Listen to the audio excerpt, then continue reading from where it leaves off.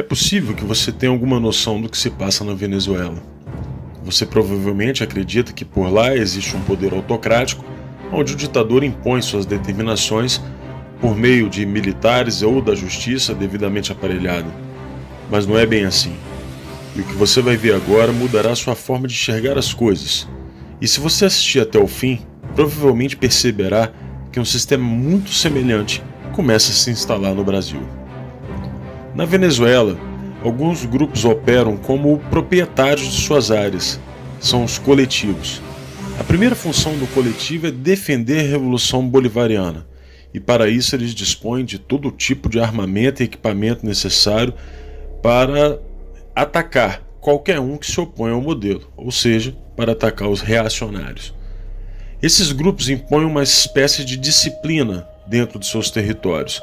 Eles têm um código de honra próprio. Muitos até se gabam de manter dentro de suas áreas um índice de criminalidade abaixo da média nacional, que por sinal são os piores do mundo, com 70 homicídios a cada 100 mil habitantes. Existem centenas de coletivos, todos eles armados, com rifles portáteis, granadas, e 2 deles, os Carapaicos e Tupamaros, receberam treinamento militar dos guerrilheiros das Farc colombiana. Além disso, eles têm relações estreitas com outras gangues paramilitares, como os Los Rastrojos, também da Colômbia, que lhes fornecem armas.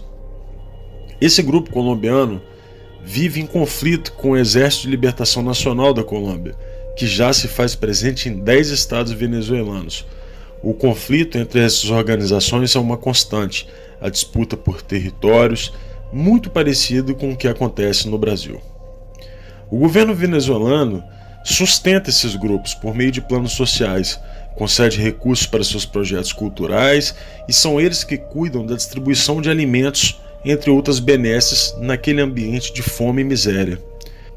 Enquanto mantém a sua fachada social, esses grupos atuam no tráfico de drogas, roubo de automóveis e outras ações características do crime organizado. Quem começou tudo isso foi Hugo Chávez, que financiou e permitiu que esses grupos crescessem nos bairros pobres do país. Nicolás Maduro herdou esse sistema, e os grupos que não estão sob seu controle estão sob o controle de 2 figuras sombrias do regime: Diosdado Cabello, acusado de ser um barão do narcotráfico da América Latina, e Fred Bernal, atual chefe nacional dos comitês locais de abastecimento e produção. Desde 2014, esses grupos mantêm uma função de reprimir as mobilizações lado a lado com a polícia militar do chavismo. O número de assassinatos praticados por esses grupos é incalculável. Em entrevista ao New York Times, o criminologista Fermín Marmol Garcia disse que, se a revolução perder a presidência amanhã, os coletivos se tornarão imediatamente uma guerrilha urbana, ou seja, não tem retorno.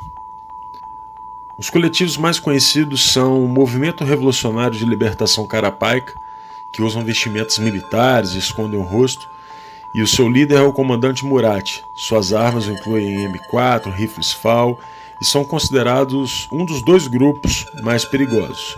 O segundo grupo mais perigoso é o La Pedrita, que nasceu em 1985 por Carlos Ramírez Valentim. São responsáveis por inúmeros homicídios. Outro grupo conhecido é os Los Tupamaros, é uma organização de tendência marxista-leninista que herdou o nome do grupo guerrilheiro uruguaio sob o lema Comuna ou Nada. Esse grupo é apontado como o principal repressor dos protestos de oposição ao regime de Maduro. Existe a Coordenadoria Simón Bolívar, que atua em Caracas e se autoproclama um dos coletivos fundadores do regime. O coletivo Alexis Vive é conhecido por suas ações armadas e recentemente atacou as instalações do maior sindicato empresarial do país. O último grupo é o Grande Polo Patriótico, criado em 2011 e formado por 28 conselhos setoriais, que possui 10.810 mini-coletivos. Como você pode perceber, o sistema de dominação do povo venezuelano não pode ser revertido por um sistema eleitoral simples ou pela queda de Maduro. A melhor definição do que aconteceu por lá foi feita por Lech Walesa.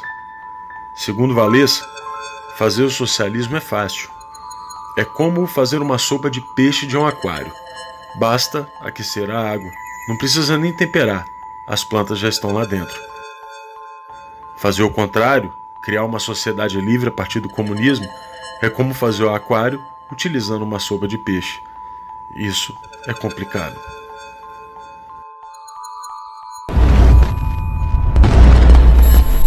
E venha, isso é com isso que eu vou terminar, venha Bolsonaro, venha que nós vamos organizar a rapaziada da periferia e nós vamos ver quem é que vai resolver essa parada.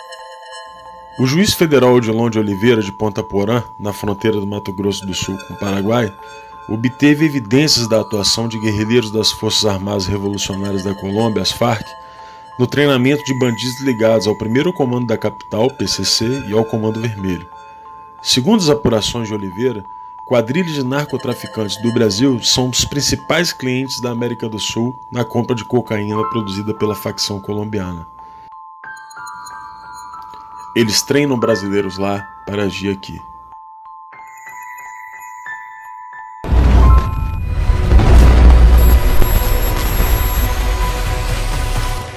A revolução do lumpenproletariado já está em andamento no Brasil.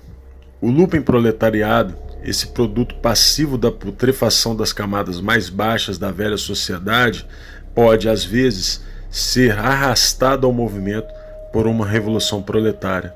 Todavia, suas condições de vida o predispõem a vender-se à reação. Karl Marx. Você consegue se lembrar do Brasil antes de 2002? Pois é, não existiam cracolândias por aqui. A partir da vitória de Lula, a droga derivada da cocaína tomou conta do país, escravizando um número imensurável de brasileiros.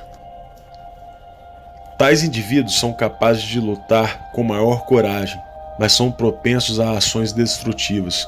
Conduzidos de maneira correta, podem converter-se numa força revolucionária. Mao Tse-tung, em Análise das Classes e Sociedade Chinesa. Frantz Fanon é um teórico marxista muito conhecido entre as esquerdas. Seguidor do maoísmo, é proponente de uma revolução mundial, razão pela qual ações muito semelhantes acontecem em todos os lugares onde o comunismo possui seus tentáculos.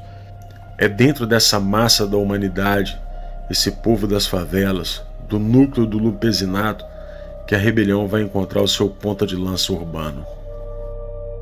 Venha Bolsonaro, venha que nós vamos organizar a rapaziada da periferia e nós vamos ver quem é que vai resolver essa parada. Este lumpenproletariado é como uma horda de ratos. Você pode chutá-los e jogar pedras neles, mas, apesar de seus esforços, vão continuar roendo as raízes da árvore. O lumpenproletariado, uma vez que é constituído, traz todas as suas forças para pôr em risco a segurança da cidade.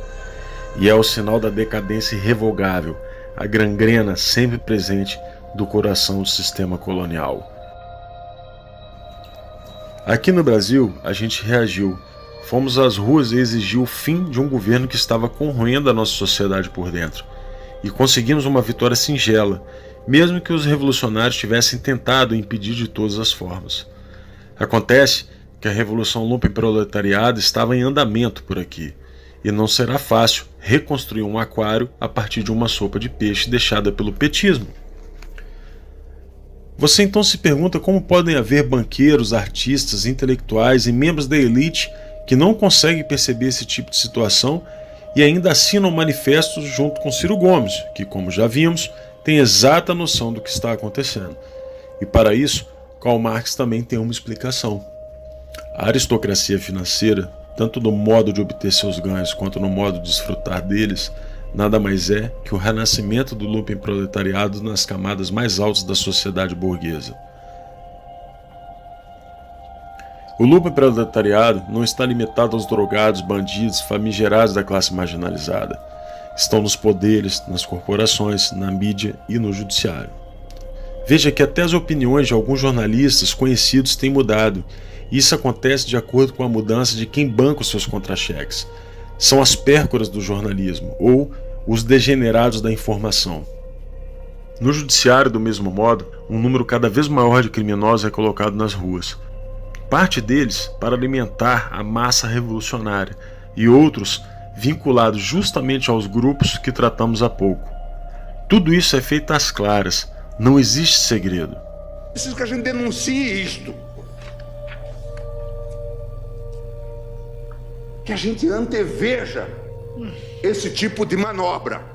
Porque não se pode fazer isso com o Supremo Tribunal Federal. Agora eu vou dar uma desperto e vou conseguir a decisão do aborto. De preferência, na turma com 3 ministros. Aí a gente faz um 2-1. E deixa de fora desse seu mau sentimento. Você é uma pessoa horrível. Uma mistura do mal com atraso e pitadas de psicopatia. Isso não tem nada a ver com o que está sendo julgado. É um absurdo, Vossa Excelência, aqui fazer um comício cheio de ofensas, grosserias. Vossa Excelência não consegue articular um argumento, fica procurando. Já ofendeu a presidente, já ofendeu o ministro Fux, agora chegou a mim. A corrosão do Conselho de Justiça da nossa própria Carta Magna atende ao conceito de Revolução Lumpen. Afinal, a disciplina e os códigos de honra, como já vimos, terão que ser aplicadas por grupos criminosos ao fim da conclusão do processo revolucionário. Agora que você já sabe qual é a situação que nos encontramos, eu faço um pedido. Não desista do Brasil.